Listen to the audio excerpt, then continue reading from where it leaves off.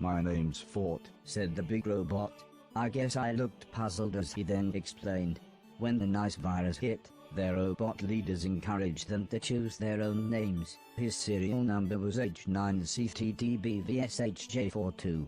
So he thought Fort would be a nice nickname, or as he put it, 4-2, Fort. Who? For a while, we were encouraged to show our individuality. I wish I hadn't bothered. He suddenly stopped and looked around. Come on, buddy. We should find somewhere to hide. The robo-government helicopters patrol at night.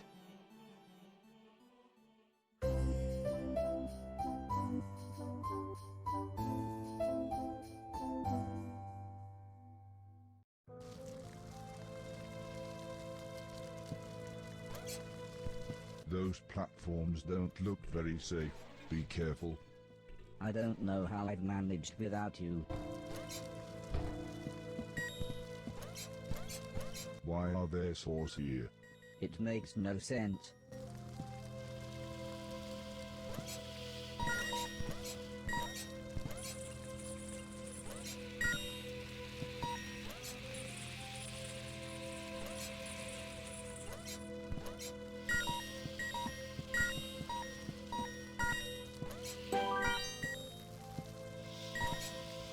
Jump.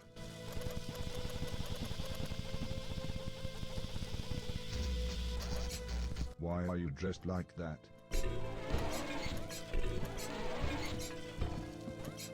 Where do you keep all the rubbish after you picked it up? I'd never really thought about it. Did you see that saw? I saw the saw.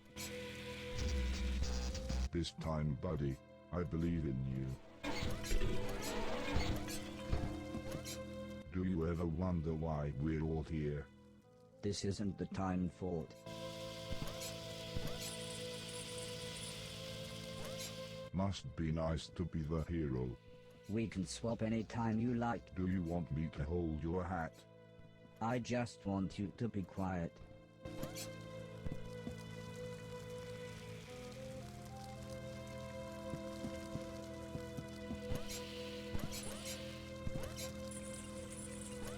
Someone did a great job blowing this place up. Thank you very much.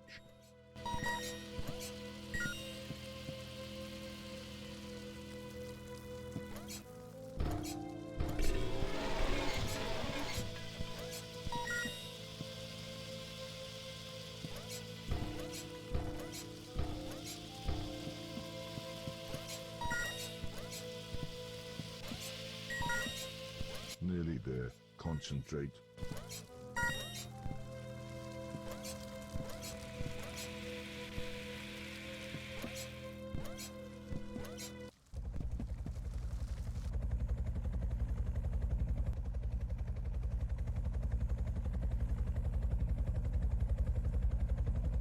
As we sat waiting for the helicopter to pass, we continued chatting. I told Fort about everything that had happened to me, about my quest to clean a million things, about my friends and about everything that had happened on the moon. All I want now is to go home, I said. You can come to my home, said Fort. I'm on the run, but it's pretty safe there. When I asked Fort why he was on the run, he told me about everything that had happened to him, how after the nice virus there would be no more war and therefore no need for most soldiers. Soldiers like him. As my model was designed to destroy other robots, we were built with an incredibly powerful core, he said.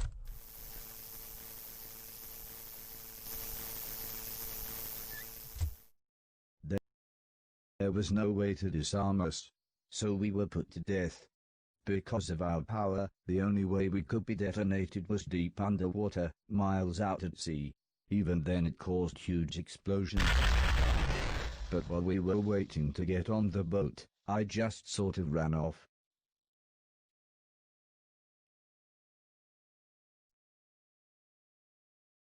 As soon as the helicopter had gone, Fort said, "Let's move."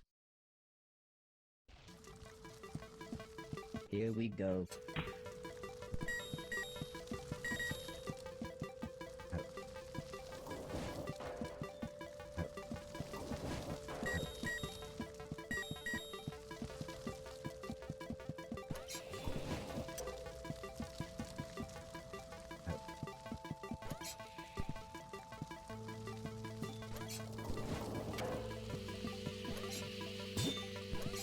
Jump on the spot in the sand so you don't sink.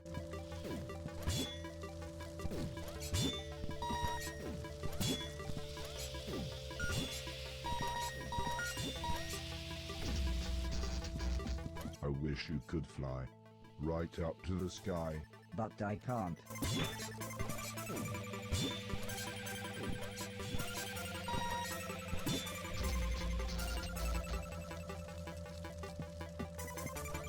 Have you got a spare rocket pack?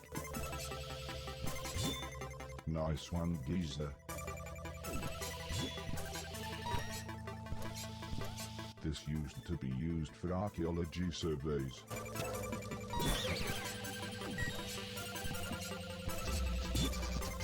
Stay low and move fast.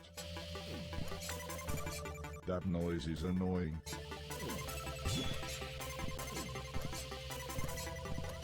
This part has its ups and downs.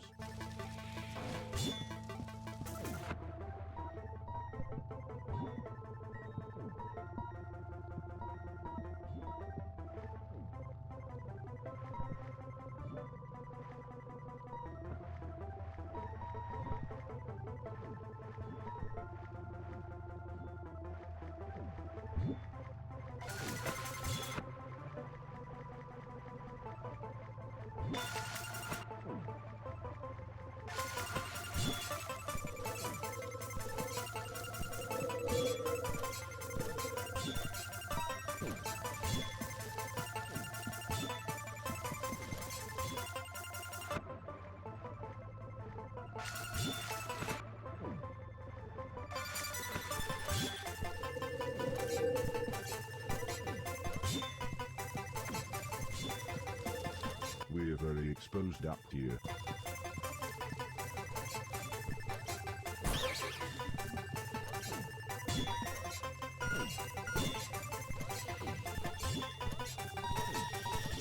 Now, this was clearly worth something.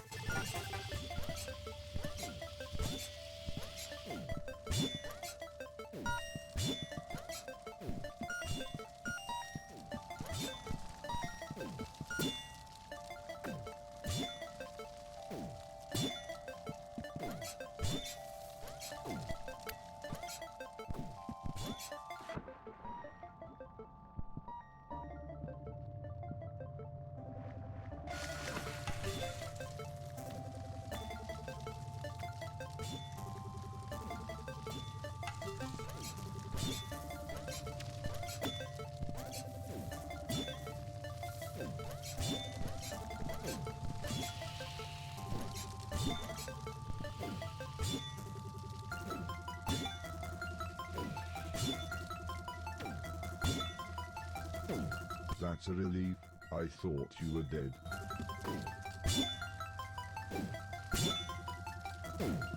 Some things were worthless junk, but this could be so.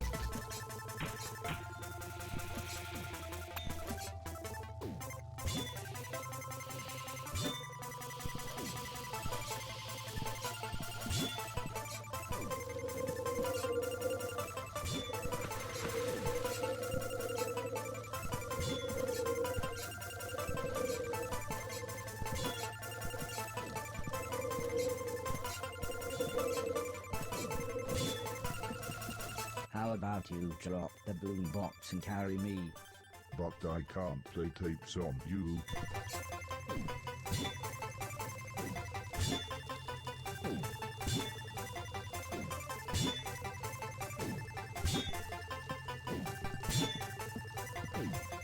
I didn't know how much this was worth, but it looked expensive.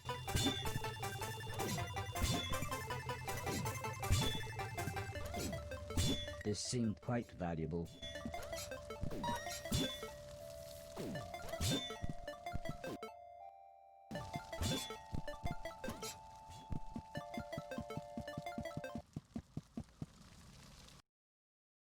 Fort said that it would be best if we waited in this building. The helicopter still sounding nearby, and we were in no massive rush. We soon got chatting again. Fort explained how the robot cow had happened very quickly. It was a matter of days after the nice virus hit. Every robot that was deemed unnecessary was destroyed, even harmless ones. It was considered logical and for the greater good, he said. I wasn't sure what to say. I didn't think we could raise an army to fight the man in black, but I supposed I'd hoped we could do something to defend ourselves by the time they returned to Earth. As Fort filled the birds' dishes with food, I asked him why he carried them with him. They can't fly anymore, so I feel kind of protective of them, he said. We found them in a bombed-out building. It was so nice how he cared for them. I smiled and asked him their names. This is Barry, and this little lady is Alice.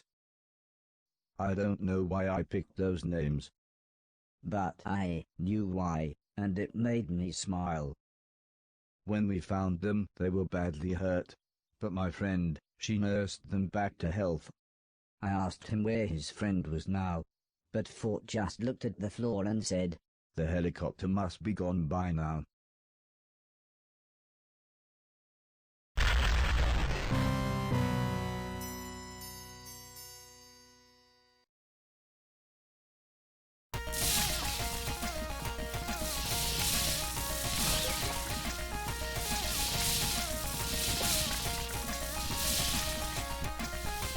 You've got to help me take the gunship down.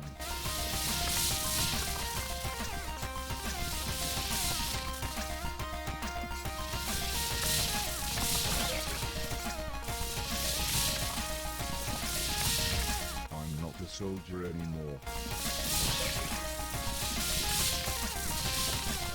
The killer instinct is still inside you deep down.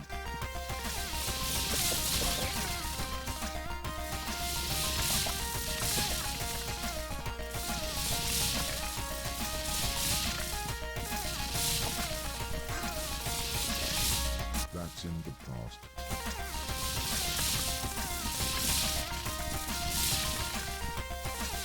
I can't do this without you.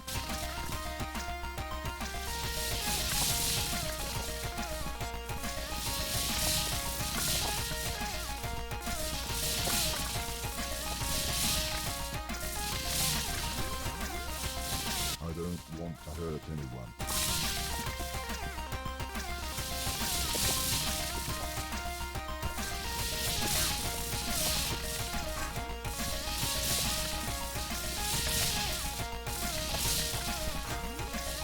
It's a drone gunship.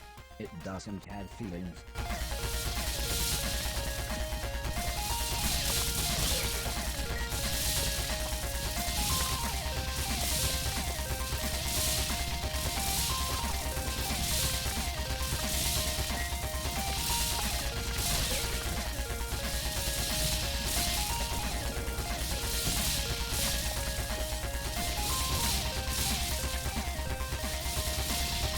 I will try.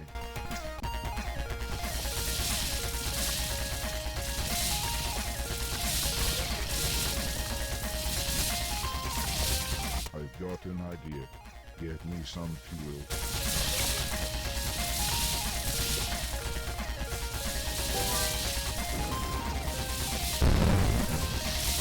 Maybe I can turn up the power on these thrusters.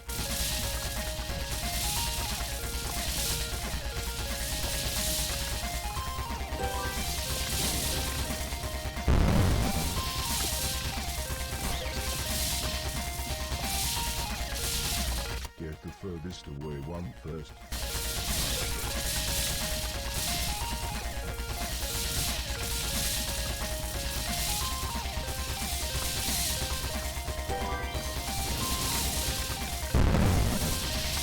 Shall I put some relaxing music on?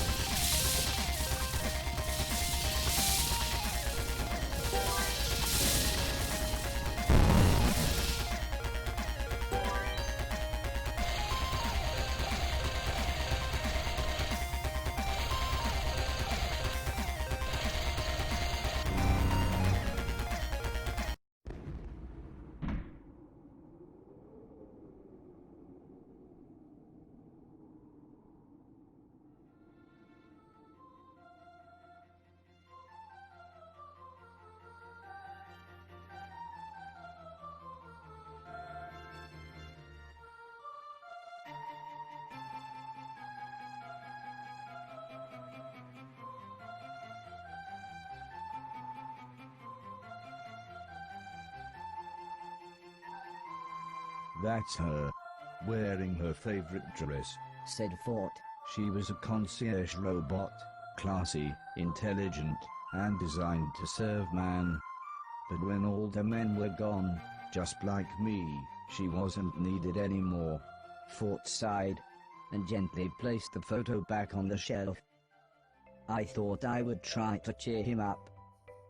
Looking around the room, I saw a battered old piano, and thought I would try playing the tune Heather had taught me.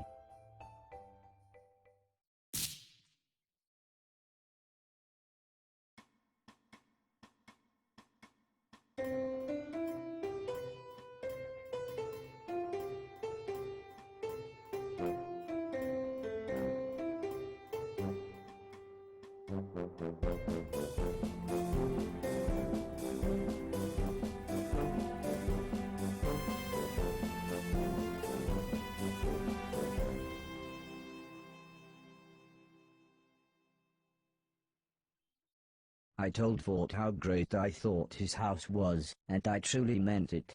But I knew I needed to get back to my quest. However, things soon got serious when I mentioned my gloves and shoes. Do you mean the magic shoes of gravity defiance? Fort asked. And Atlas gloves of mighty strength? They sounded far grander when he described them, but I was pretty sure he meant the same things. The sacred artifacts, Fort said, but before I could reply he burst into an explanation about how there were certain things from some kind of half-remembered time that the robot rulers considered sacred and holy. I used to believe in it all, the words, the prophecies, I even believed in the Chosen One, said Fort. But after she... well, I just couldn't swallow all the ghost stories and the nonsense about the afterlife. You know what I mean, buddy. I didn't know about the afterlife, or the Chosen One, but I knew ghosts were real. I then began to explain how Mr. Preston had told me the story about how Mrs. Silton had told him a story about the brother of a man who works with her uncle giving a young motorcyclist a lift after a crash outside the Blackwall Tunnel. He pulled up outside the motorcyclist's destination, but when the man turned around, the motorcyclist had vanished. So he knocked on the door and an old woman answered. When he asked her if she had a son, the woman burst into tears and said I did, but he died in a motorcycle accident exactly 10 years ago, just outside the Blackwall Tunnel. And so we began a conversation that would take us long into the night. I shared the various philosophies that the old man had taught me, about life, the universe and Douglas Adams, while Fort explained the robot philosophies, how there was a yearly competition to find the Chosen One, how they and only they would deserve the sacred artifacts, and how they would rule the world. It all sounded so grand. But I suppose I was tired. I'd be happy now if I could just sit and play some video games. Eventually Fort stood up. Well, it's late, he said. I need to recharge. How are your batteries? I honestly had no idea how my batteries were, so I smiled and said, I'll be fine here, thanks.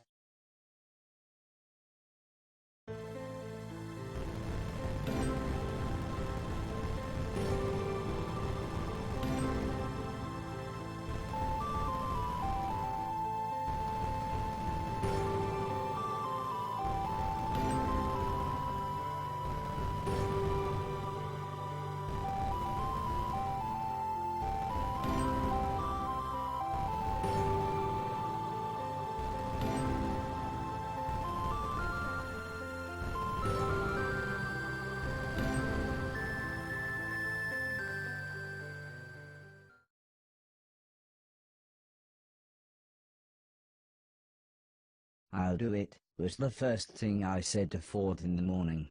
Do what? Came his reply with a strange look. So I explained how I would enter this Chosen One contest, get these sacred shoes and gloves, then we would return home and defend the planet from the man in black. Who will, buddy? Asked Fort. Me And you? He had a point, but I knew Heather and the rest of my friends would help. Maybe it was the talk that Fort and I'd had, maybe it was the dream I had last night, or maybe it was just the urge to get home and make sure everyone was safe, but I suddenly felt like I could save the world. Come on then, buddy, said Fort, show me what you've got. If you're going to win the contest, you'll have to be good.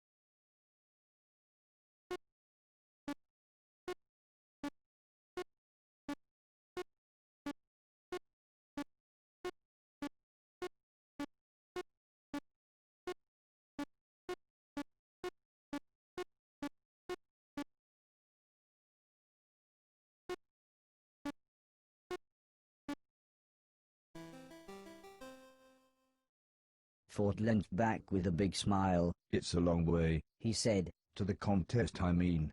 It'll take us months to walk to the robot capital. We had best get going.